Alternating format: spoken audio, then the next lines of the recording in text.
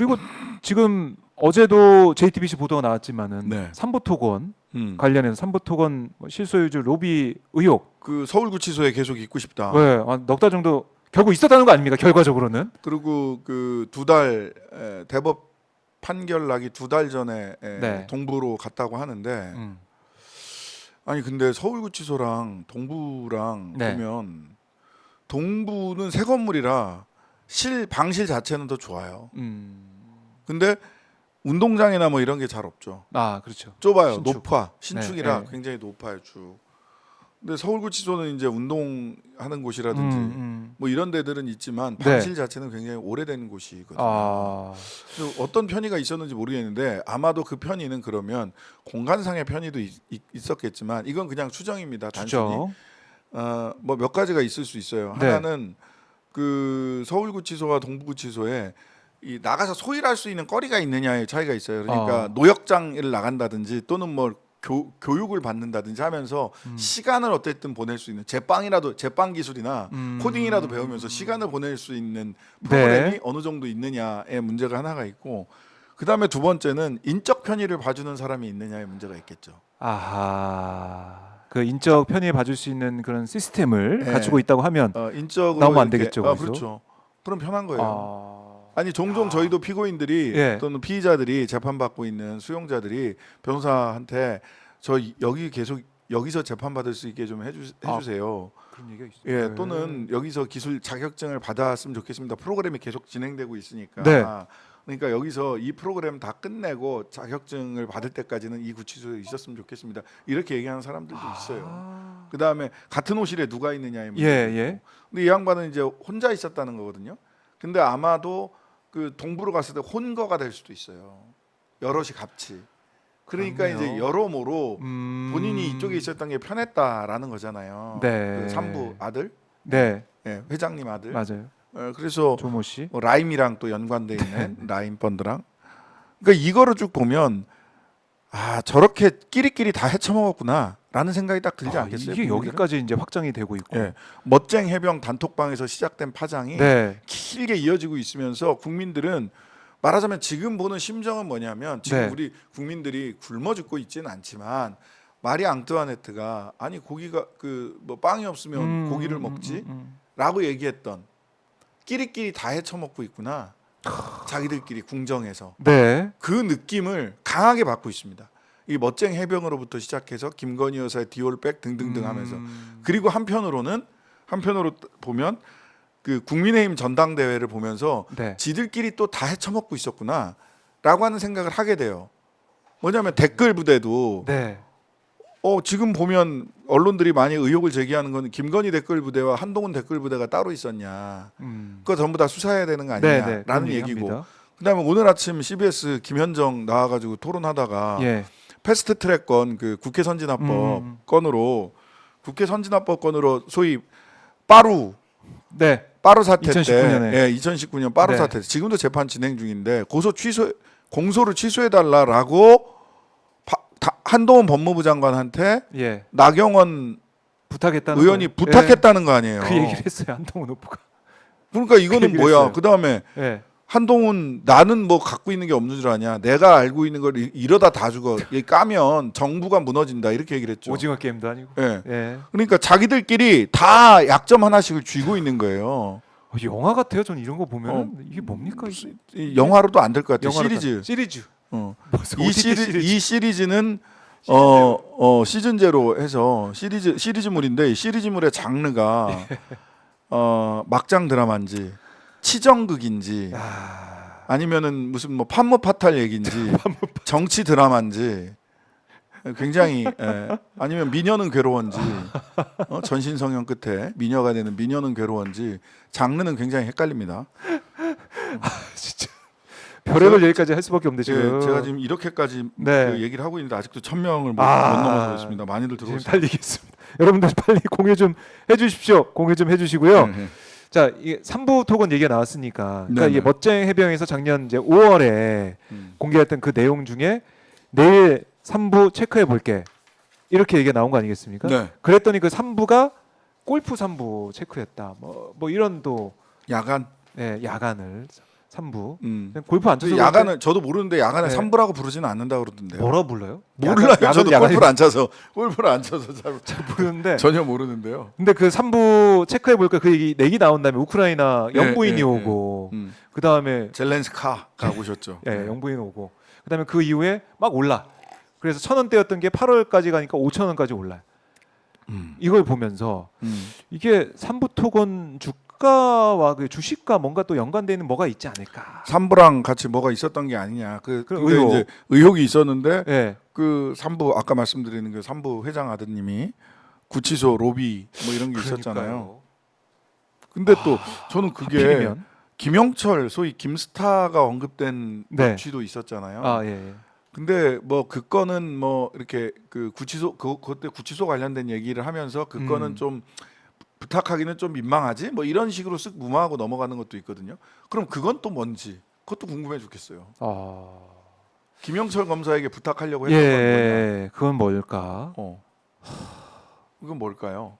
김영철 검사는 뭐 팔딱 뛰었던데. 네. 여튼간에 아니라고 했는데. 의혹입니다. 김스타 아니 근데 장시호의 김스타. 이 카톡 녹취록 공개가 이렇게 큰 파장을 불러 일으킬 수 있을까라는 생각이 드는 것이고 사실 이게 맨 처음에 공개가 됐을 때 우리가 주목했던 것은 임성근 구하기 아니겠습니까? 임성근 구하기. 근데 이제 임성근 구하기가 예. 임성근 구하기만 있었겠느냐라는 생각을 했지만 근데 이제 이게 소위 치안감 이야기, 네. 선부 이야기, 치안감 얘기 맞죠? 별 2개 맞습니다. 달아주게 했던 못 따랐습니다. 조모. 예, 경무관. 경무관. 근데 못 따랐는데 그거는 사실은 그 본인이 네. 마약 관련된 사건의 수사 외압을 행사하다가 아하. 그 경찰로부터 음.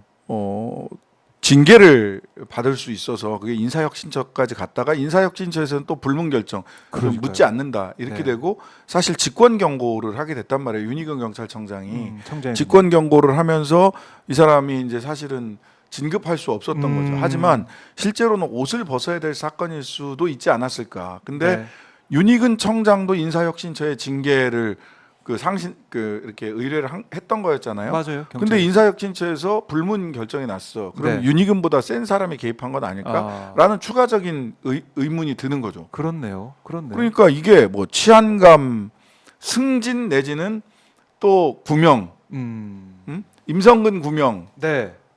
그 멋쟁 해병 통이 임성근 구명뿐만 아니라 조모 경무관 구명에도 연관을 끼쳤던 게 아닌가. 근데 저는 만약 그게 아니라고 하더라도 네. 그들이 어떤 논리로 지금 모여서 어떻게 나라를 헤쳐먹고 있는가가 보이는 게 이종호가 네. 당시 시점에 유죄 판결 받은 사람이에요. 아하. 도이치모터스 그 멋쟁 해병 단톡방에서 이런저런 이야기를 할 때 네. 도이치모터스 주가 조작 2차 사건의 주포로서 항소심에서 1심에서 유죄 판결 받았잖아요. 그렇죠. 1심에서 유죄 판결 맞아요. 받은 사람이에요. 그러면 두 가지가 있어야 되는 거예요. 첫 번째, 네. 대통령실에서는 너 근신하고 있어라. 음. 라고 정무적으로 워닝을 했어야 돼요. 그렇죠. 더군다나 지금 보니까 VIP, 네. VIP2 얘기하면서 이 사람이 VIP는 김건희라고 얘기했어요. 예. VIP 그다음에 다른 데서 해병들끼리 얘기를 할 때는 뭐 해병들한테는 VIP는 김계환이 사령관이고 해병 이외의 사람들에게 VIP는 부의원이 대통령, V2가 김건희 여사다. 뭐 이런 식의 얘기도 또 했단 말이에요. 해명도 했단 말이에요. 네. 그러면 민정수석실에서 친인척 관리나 지인 관리를 하면서 조심해. 너 대통령 여사 팔고 다니지 마. 이렇게 얘기했어야 돼요. 근데 그것도 안 했다는 거고. 네. 건진이 대통령 팔고 다닐 때도 재벌들이나 대기업들에게 건진이 대통령 팔고 다니는데 믿지 마라고 재벌들한테 뭐라고 얘기했어요. 건진을 잡두리 했어야지. 그렇죠. 아니 도둑을 그 담 넘어가는 도둑이 있으면 도둑을 잡을 생각을 해야지. 야 경비를 조금 더 삼엄하게 해. 이렇게 얘기하는 게 말이 됩니까? 도둑 맞지 마. 이렇게. 예, 예, 도둑 맞지만 니네 도둑 맞으면 큰일 난다. 대통령이 경고해. 아. 니네 도둑 맞으면 니네 책임이야. 이런 거 아닙니까? 예. 여기도 마찬가지예요. 이종호가 거짓말을 하고 과장을 했다고 하더라도 그걸 못 막은 것도 대통령실의 책임이에요. 두 번째, 근데 이 사람 주변에 네. 뭐 전 청와대 그 경호처 경호처에서 직원이었던 송모 씨, 네. 뭐 또 누구 주변에 막 몰려 있단 말이에요. 삼부 회장 아들. 이게 도이치 모터스 주가 조작 주포로 1심에서 형이 실형이 네. 선고된 이종호보다는 여사님과 가까운 이종호, 여사님에게 23억을 벌어준 이종호, 아, 여기에 사람들이 꼬인 거 아니에요. 그렇네요. 예? 그렇네. 똥에 파리가 꼬인 거예요, 사실은. 파리가. 그자들이 네. 대한민국을 주물럭주물럭하면서 누구를 보호하고 누구를 징집시키고 그렇네요. 그런 거 아닙니까? 거기가 뭐 대통령실입니까 거기가? 예. 거기가 무슨? 똥에 파리가 꼬인 아. 거예요, 지금. 똥을 보석처럼 여기고 있는 거지. 국민들은 똥이라고 생각해요. 주가 조작 주포니까. 네. 무죄 추정의 원칙에 따라서 아직은 뭐 확정된 건 아니지만 근데 거기에 꼬여서 똥에 파리가 꼬이듯 꼬여들어서 네. 대한민국을 주물럭주물럭 했단 말이에요. 하. 이게 말이 됩니까? 또 뭐가 나올지 모르겠어요. 저는 진짜 또 어떤 인사 관련된 얘기나 어떤 편이 봐줬던 얘기 이게 또 뭐가 엮여서 나올지 지금 알 수가 없는 거잖아요. 아니 이종호가 그냥 과장만이라고 하기 어려운 게 네. 너무 이상한 정황들이 많잖아. 이종호 변호사는 공수처에 2명이나 가 있고 저거 차장 직무대행까지 하셨고 예. 이게 뭡니까? 저 뭐 그들만의 세상 그 사세 그들이 사는 세상 보는 느낌이에요.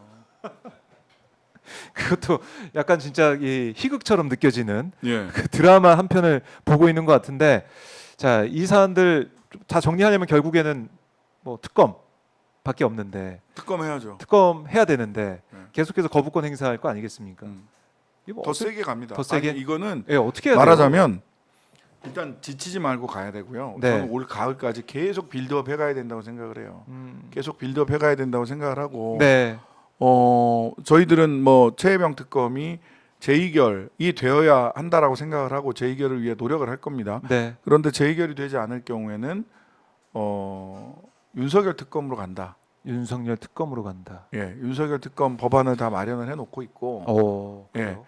윤석열 특검으로 가서 네. 수사 대상도 조금 더 넓히고 음. 왜냐하면 수사 외압까지도 이제 들어갈 수밖에 없는 거잖아요. 최혜병 특검에 네. 대통령의 수사 외압 음. 해야 되고 그 다음에 가장 결정적으로는 전부터 말씀드렸습니다마는 압수수색 강제 수사의 범위를 좀 넓히자. 왜냐하면 우리나라 형사소송법 제 110조하고 111조는 대통령실과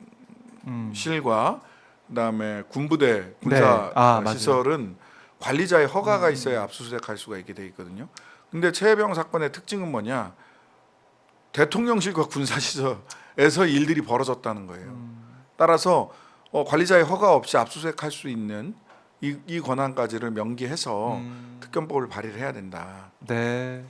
이렇게 해서 있다. 계속해서 예. 그 공세 수위를 높여가야 어느 순간 20% 아래로 내려가서 지지율이 그 10%대에서 네. 고착화되는 시점이 오면 보수들도 견딜 수 없어요. 음. 지금 보수 쪽에서는 어디까지 지금 손절하자는 얘기가 나오는 거냐면 네. 김 여사 손절하자는 얘기까지는 나오는 거예요. 뭐 사과해야 된다 동아일보. 그러다고 막. 그 예.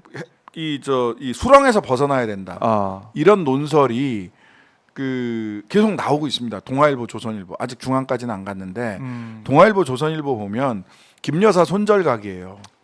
아 그러면 다 이제 수렁에 빠져가지고 허우적될 수밖에 네, 없다. 김 여사라는 수렁에서 빠져 나와야 된다.